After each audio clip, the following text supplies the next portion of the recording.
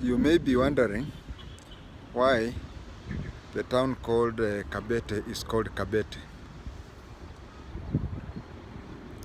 As you move from Uthiru going towards the CBD, you will pass by a place called Mountain View.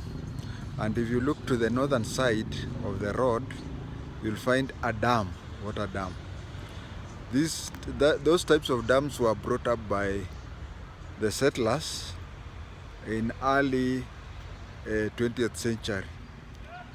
The dams were used as a reservoir for water in case there'll be a drought.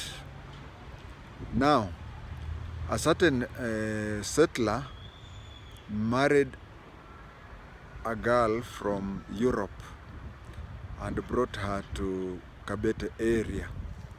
When he brought her to KABETE area, you see the girl had come from Europe. Now there were no swimming pools and such things. The girl started swimming inside that dam. So when she was swimming in the dam and she came out of the dam, she saw that her wedding ring was lost. So she told her husband, and the husband ordered the workers, African workers, mostly Kikuyus, to drain the dam so as to look for the ring.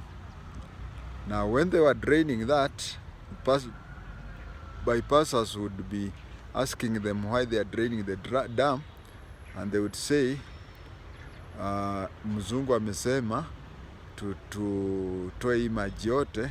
And then we were saying, what important thing has disappeared there? They would say kapete. Kwa Kiswahili ni kapete, a small ring. So in Kiswahili it is pete, a ring is called pete, but if it is small it's kapete. But in Kikuyu it is KABETE, but it is pronounced as kafete.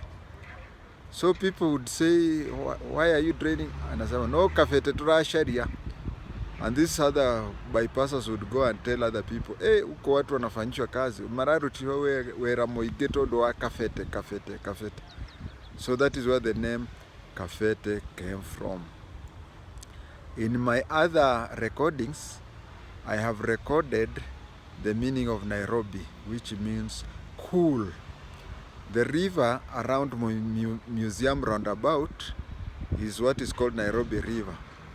It used to be called Enkare Nairobi, which means cold water. Cold water. A river is called Uwaso. So there is Uwaso Nyiro, Uwaso Narok, whatever. But when you hear Nairobi River being called Enkare Nairobi, it means Enkare is water, Nairobi is cold, cool. But when it becomes cooler than cool, like when it is misty, it is then called Enkichabe. That is why when you are passing by Limuru, you will see a lot of mist and you are told to drive slowly. That is where the name Kijabe came from, Enkichabe. I talked of Limuru. Limuru was a Maasai name. In Kimaasai, donkey droppings are called Ilmur. Now this, it's called Ilmur. Now these people, the Limuru area used to have a lot of donkey droppings. And when Kikuyus had Maasai calling it Ilmur, the Kikuyus changed it into a Kikuyu word that is Limuru. Nakuru is that vumbi inazunguka, windwool. And windwool is something that goes round, especially during dry time. That is why in Nakuru we have Kivumbini, and also we have a town in northeastern called Habaswein. Habaswein, the real name for Habaswein is Habasweina, which is the same as the windwood, which in Kikuyu they called Gomashiaka.